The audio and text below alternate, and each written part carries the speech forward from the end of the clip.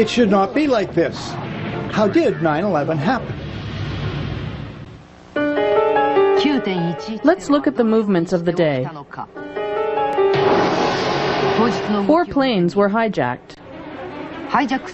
The first plane, American Airlines Flight 11, left Boston Airport at 7:59 a.m. It crashed into the North Tower of the World Trade Center 47 minutes later. The next flight, United Airlines 175, changed its course to New York and crashed into the South Tower.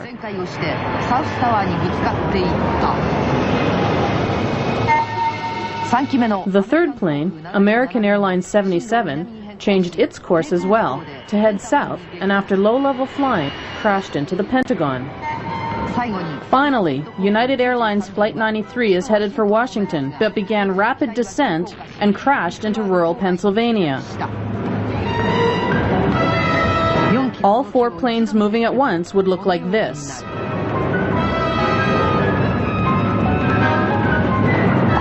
These are the 9/11 multiple terrorist incidents.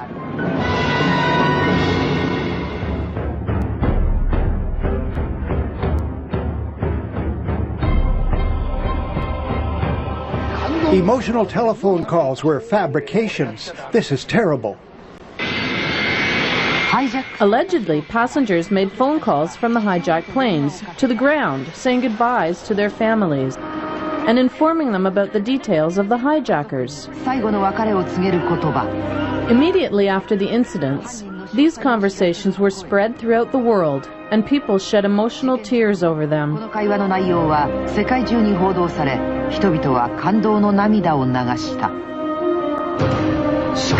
But now, 3 years after the incidents, suspicions are being aroused that these phone calls were lies. What exactly is happening? These emotional phone calls had been fabricated. On September 11th at 8:42 a.m., United Airlines Flight 93 left Newark Airport. It was proceeding on its journey at 35,000 feet.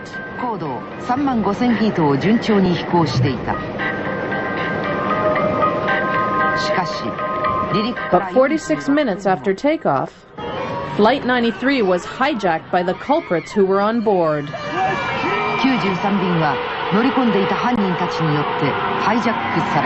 Tom Barnett, also on board, made his first call to his wife.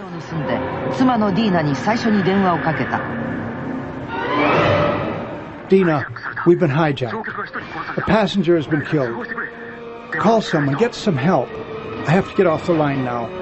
On the ground, news of the World Trade Center tragedy had been aired repeatedly around the world. The wife told Tom about it.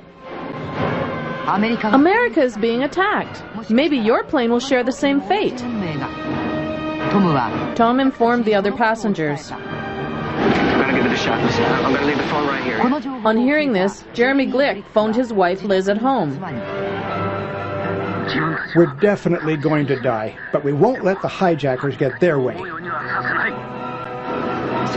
Tom also phoned his wife again. We'll all die if we do nothing. There's nothing left but to act.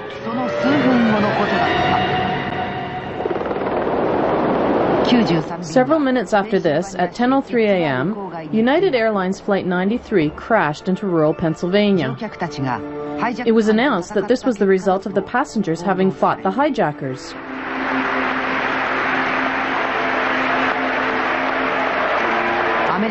The American government praised the brave actions of the passengers and officially commended them as heroes. We have seen it in the courage of passengers who rushed terrorists to save others on the ground. Passengers like an exceptional man named Todd Beamer. And would you please help me welcome his wife, Lisa Beamer, here tonight. Bush emphasized the cowardice of terrorist action at every opportunity. What about the reactions of the Americans? They were very brave. I often fly because of my job. When something like that happens, would I have the courage to do the same? It is difficult to say. It's very sad, but I think they were incredible. To think that they all got together and managed to do that?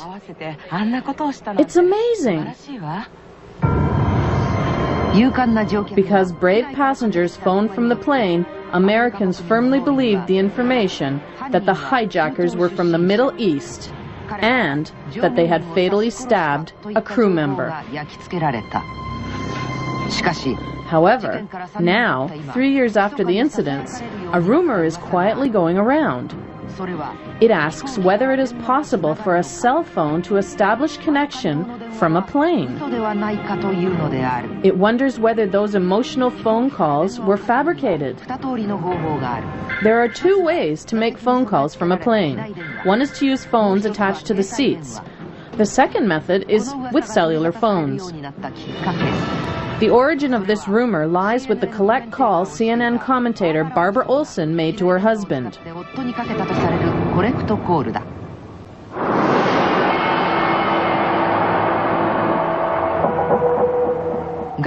Ted Olson, her husband, is a high-ranking employee with the Department of Justice. The husband's evidence sounded unnatural. She used the phone attached to the seat. It was a collect call. A collect call is where the person being called pays. It takes time and energy to establish whether the person being called would agree to pay. Would she make a collect call when it's an emergency hijacking situation? Also, these phones take credit cards, so there was no need to make a collect call.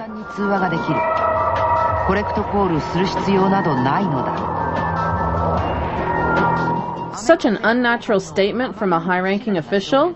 He's stopped talking about the matter since then.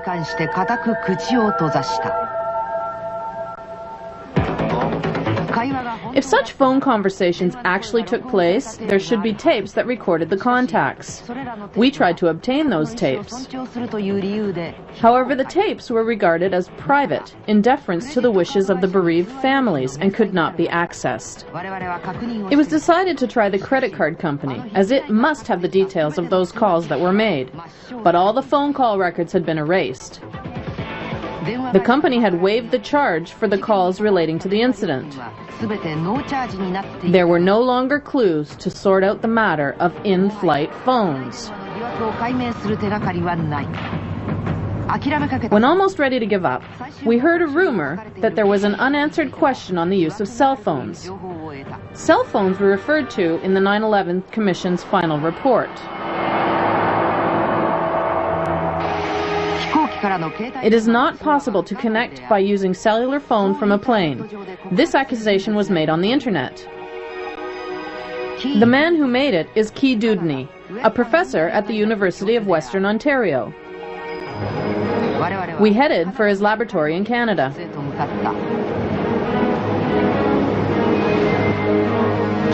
Professor Dudney conducts scientific investigations into suspicious matters surrounding 9/11. We decided to accompany him. In this experiment, I would like to actually use cellular phones from the upper airspace. The important point is the altitude. The professor says he would like to prove that cell phones would not work from altitudes passenger planes fly in. When Tom called his wife, it was 9:29 a.m., and the plane is thought to have been flying at an altitude of 35,000 feet. Can a cell phone be connected from such a height?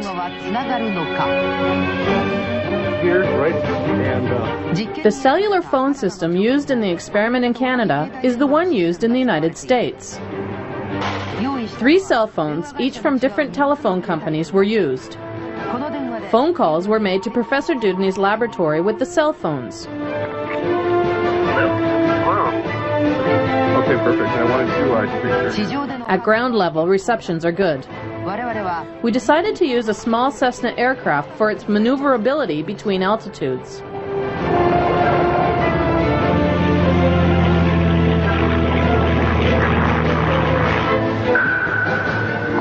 The experiment begins at 1,000 feet. Okay, let's begin. We begin by phoning with Company A's cell phone. Will it work?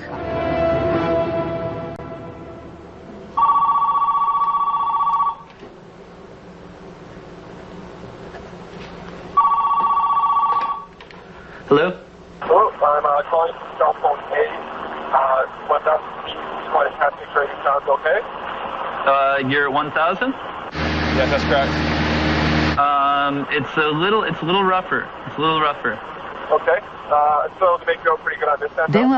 The phone call got through, but was a little bit difficult to hear. The results were the same with the other two. Next we went up to 4,000 feet. Then... No, not on me. No good. B doesn't work. Company B's phone stopped working at 4,000 feet. And when the aircraft rose to 6,000 feet, Company A's phone also became useless.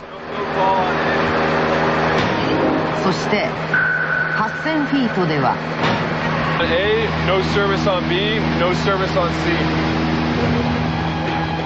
At 8,000 feet, none of the three cell phones worked anymore.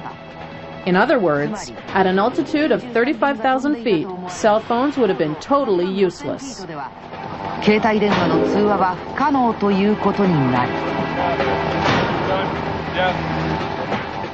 Professor Dudney gives the following analysis. I do not think that the bereaved families that receive phone calls are giving false evidence.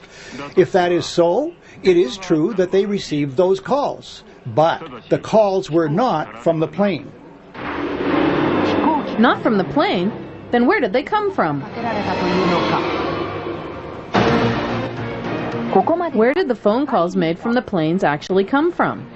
Shocking new facts on 9/11 terror. The test showed that the cell phones can't operate from the plane. According to the professor, I do not think that the bereaved families that receive phone calls are giving false evidence. If that is so, it is true that they received those calls, but the calls were not from the plane. It's like magic. Something like voice synthesizing technique was used to pretend being a passenger and to phone the family. If you use voice synthesizing technique, it is easy to create anyone's voice. what is this voice synthesizing technique that creates voices? Is such a thing possible? Even if it were possible, where were the calls made from? Who made them? And for what reason? William Thomas, an ex-Navy person who is also a journalist, says, the phone calls were made up by the government to make the crash sound like an inspiring story. Fabrications to create an inspiring story? Are you saying that the American government has manipulated the available information? This matter is still wrapped in secrecy. It's so hard to believe. I can't believe it. In Japan, too, there are heights where connections are impossible unless the signals are relayed. But there was one spot where a female voice, probably that of a flight attendant, had been recorded. Whatever it is, Americans are good at keeping records. When they erase a phone recording from a plane, especially one that includes valuable information like hijackers being Arabs, it is impossible not to sense a design of some sort. The premise is that the cell phones cannot be connected at that height, but they say it was connected. For cell phones, it's definitely beyond range. When I was on a plane, I wanted to take pictures and switched on my cell phone. It was beyond operating range. Don't do that. Just don't do that. The voice synthesizing technology mentioned in the clip we just saw, it exists in Japan too. We've used someone's voice to create a specimen. Please listen carefully.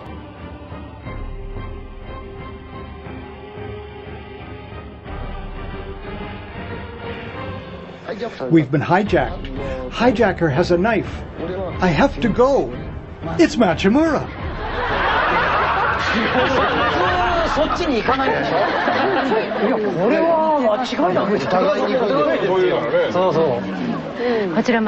Let's see how this works. Please come to the front. Mr. Hayashi of AI Limited help us with the voice synthesizing technique. First of all, could you describe the setup? Yes. We input Takeshi's voice data from recordings of his performances.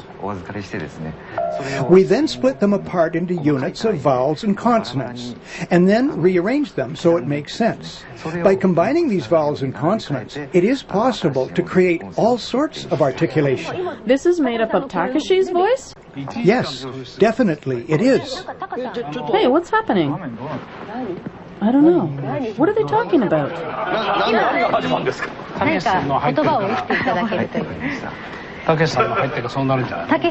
Let's begin.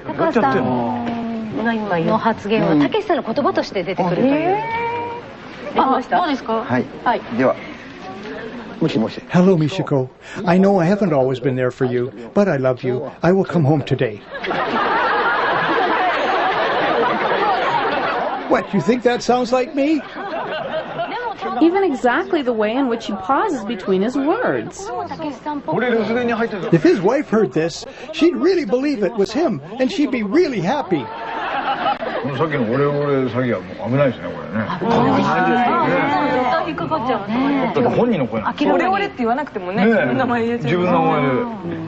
If those phone calls from the plane are recordings, for what purpose were they really made?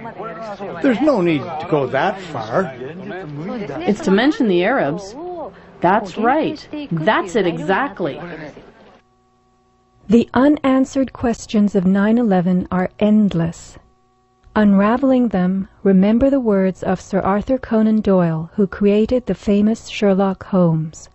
When you have ruled out the impossible, whatever remains, no matter how improbable, is the truth.